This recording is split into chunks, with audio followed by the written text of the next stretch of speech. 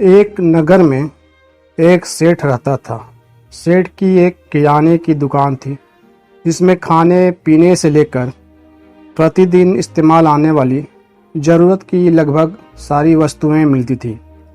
किसी भी चीज़ की कमी ना होने के बावजूद भी सेठ बहुत कंजूस था। उसकी कंजूसी का आलम यह था कि वह कभी भी अपने किसी ग्राहक को 1 रुपया भी कम नहीं करता था और ना ही उसने कभी किसी छोटी बच्ची को एक टॉफ़ी ही मुफ्त में दी थी। सेठ का एक नौकर था जिसका नाम लक्ष्मण था। लक्ष्मण बड़ा ही दयालु प्रवृत्ति का था। लक्ष्मण के दयालुपन की वजह से सेठ को कई बार नुकसान उठाना पड़ता था, इसलिए सेठ को लक्ष्मण की दयालुता से चिढ़ थी। पर सेठ मजबूर था, वह लक्ष्मण को निकाल भी नहीं सकता था क्योंकि वह उसकी पत्नी के साथ ससुराल से आया था, जिस वजह से उसकी पत्नी लक्ष्मण को अपने छोटे भाई की तरह स्नेह करती थी। बरसात के दिन थे। सेठ अपनी गद्दी पर बैठा हिसाब कर रहा था कि तभी एक ग्राहक दुकान में आता है और सेठ से अपने बच्चों के लिए कुछ कॉपियां मांगता है। सेठ लक्ष्मण को बुलाता है और ग्राहक को कॉपी देने को कहता है। लक्ष्मण ग्राहक को कॉपी देकर उसके पैसे लेकर बाकी बचे पैसे लौटा ही रहा था कि अचानक से जोरों की बारिश शुरू हो जाती है। ग्राहक थोड़ी देर दुकान में बारिश रुकने का इंतज़ार करता है, पर बारिश रुकने का नाम ही नहीं लेती है। काफ़ी देर इंतज़ार करने के बाद ग्राहक सेठ से कहता है, सेठ जी, अगर आपके पास छतरी हो तो क्या आप कृपया करके दे सकते हैं? बच्चों की कॉपियां हैं, बारिश में भीग सकती है, मैं आपको वापस कर जाऊंगा। सेठ अनजान बनने की कोशिश करते हुए बोलता है, माफ़ करना भाई, मैं कहीं आता जाता तो हूँ नहीं, इसलिए छतरी का इस्तेमाल नहीं करता, पर हाँ, मेरे पास बेचने के लिए कई नई छतरियाँ हैं, तुम चाहो तो खरीद सकते हो। ग्राहक मजबूरीवश छतरी खरीद लेता है। सेठ बहुत खुश होता है, पर लक्ष्मण को ये बात पसंद नहीं आती। उसे मालूम था कि घर में एक छतरी थी जो सेठानी इस्तेमाल करती थी। इसी तरह दिन गुजरते जाते हैं। सेठ दिन प्रतिदिन और कंजूस होता जाता है। एक दिन की बात है, जून का महीना था, बेहद गर्मी पड़ रही थी। सेठ अपनी गद्दी पर बैठा एक पुराने गत्ते से खुद को पंखे की तरह झल रहा था।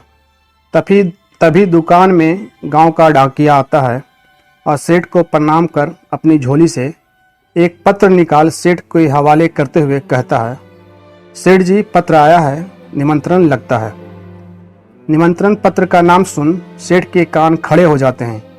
वह डाकिया से कहता है, डाकिया भाई, जरा पढ़कर बता भी दो किसका निमंत्रण पत्र है। डाकिया बैठते हुए कहता है, सेठ जी, बहुत गर्मी है, पहले 1 गिलास ठंडा पानी तो पिला दो। सेठ अंदर से खींचते हुए लक्ष्मण से कहता है, जाओ 1 गिलास पानी ले आओ। लक्ष्मण जाता है और 1 गिलास ठंडे पानी के साथ मीठा, जिसे गुड़ भी कहा जाता है, ले आता है। पानी के साथ मीठा देख सेठ का पारा चढ़ जाता है, पर वह उस वक्त कुछ भी नहीं कहता है। डाकिया मीठा खाकर ठंडा पानी पीते हुए कहता है, बड़े दयालु हैं सेठ जी आप, आत्मा तृप्त हो गई। सेठ दिखावटी मुस्कान के साथ बोलता है, हाँ वो तो है, पर जरा ये बताना पत्र में लिखा क्या है। डाकिया पत्र पढ़कर बताता है, सेठ जी, आपको दूसरे गांव के सरपंच के यहाँ से भोज का निमंत्रण आया है। परसों भोज है, दोपहर को आपसे आने की आग्रह की गई है। सेठ बहुत खुश होता है, मन ही मन हिसाब लगाता है, सरपंच के यहाँ भोज यानी खाने पीने के लिए अच्छे अच्छे व्यंजन मिलेंगे। एक दिन का खाने पीने का पैसा बच जाएगा, साथ में लक्ष्मण को भी ले जाऊंगा, मुफ्त में ये भी खा लेगा। डाकिया उठते हुए बोलता है, अच्छा सेठ जी, मैं चला, मीठा और पानी के लिए धन्यवाद। सेठ ख्यालों से निकलता है और डाकिया को विदा करता है। डाकिया के जाते ही सेठ लक्ष्मण पर बरस पड़ता है, अबे मूर्ख, तुझे सिर्फ पानी लाने को कहा था, साथ में मीठा क्यों ले आया, मुफ्त में आता है। लक्ष्मण सेठ के व्यवहार से परिचित था। वह बोला, सेठ इतनी गर्मी में खाली पेट पानी नहीं पीना चाहिए, आदमी बीमार पड़ सकता है। सेठ चिढ़कर रह गया। भोज वाले दिन सेठ सुबह जल्दी उठा और उसने लक्ष्मण को बोला, सुनो, आज हम दोनों दूसरे गांव सरपंच के यहाँ जाने वाले हैं, वहाँ दावत है, चलने की तैयारी करो। उन्हें तैयार होते होते 10 बज गए थे। सूरज सर पर चढ़ आया था, गर्मी से हाल बेहाल था। लक्ष्मण ने निकलते वक्त सेठ से कहा, सेठ जी गर्मी बहुत है, छतरी और पानी साथ में ले लेते हैं। सेठ गुस्सा करते हुए बोला, दिमाग ठिकाने नहीं है, कहाँ है गर्मी, छतरी की ज़रूरत नहीं है और पानी हम लोग वहाँ पहुंचकर खाना खाने के बाद पिएंगे, तुम चलो। लक्ष्मण को गुस्सा तो बहुत आया, पर क्या करे, साथ चलने लगा। सेठ के गांव से सरपंच के गांव की दूरी लगभग 6 से 7 किलोमीटर की थी। रास्ता निर्जन और सुनसान था, कहीं कहीं कुछ पेड़ दिख जाते थे। दोनों गांव को छूती हुई नदी भी सूख चुकी थी। सेठ को पैदल चलने की आदत नहीं थी, वह बहुत कम ही कहीं आता जाता था, जिसकी वजह से उसे थकावट होने लगी थी। ऊपर से जून की भीषण गर्मी मानो बदन झुलसा जा रहा था।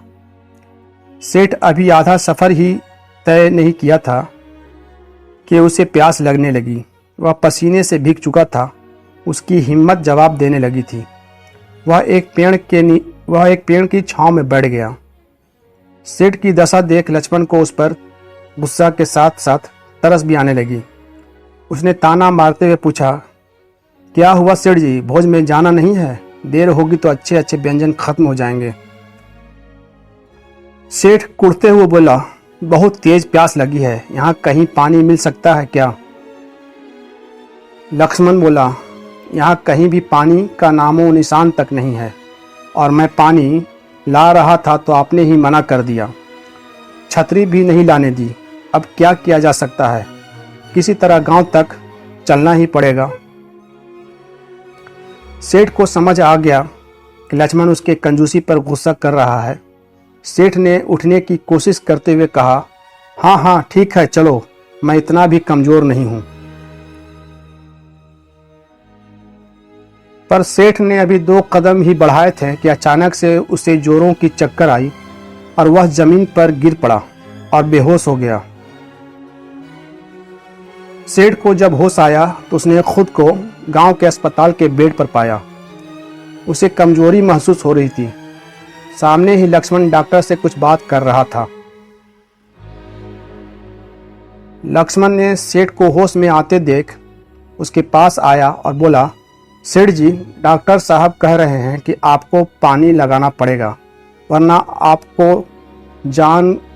आपको खतरा हो सकता है। क्या करूं? पैसे काफ़ी लग जाएंगे, रहने दूं? सेठ समझ गया कि लक्ष्मण उसको ताना मार रहा है। जान की बात सुनकर उसकी सारी कंजूसी गायब हो गई और वह बोला, अरे नहीं लक्ष्मण, खर्चा होता है तो होने दो, जब जान ही नहीं रहेगी तो पैसों का क्या करूँगा। मुझे समझ आ गई कि इंसान को पैसे बचाने तो ज़रूर चाहिए, पर मेरी तरह कंजूसी नहीं करनी चाहिए। लक्ष्मण बहुत खुश हुआ और बोला, शुक्र है उस भोज निमंत्रण का जिसने आपकी आंखें खोल दी।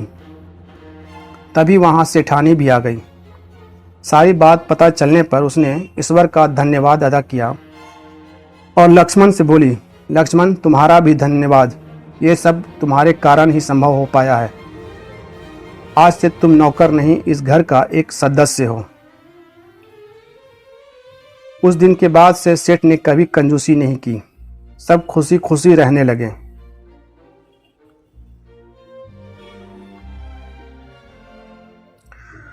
तो दोस्तों, इस कहानी से हमें ये सीख मिलती है कि हमें बुरे वक्त के लिए पैसे तो ज़रूर बचाने चाहिए, पर हद से ज़्यादा कंजूसी नहीं करनी चाहिए।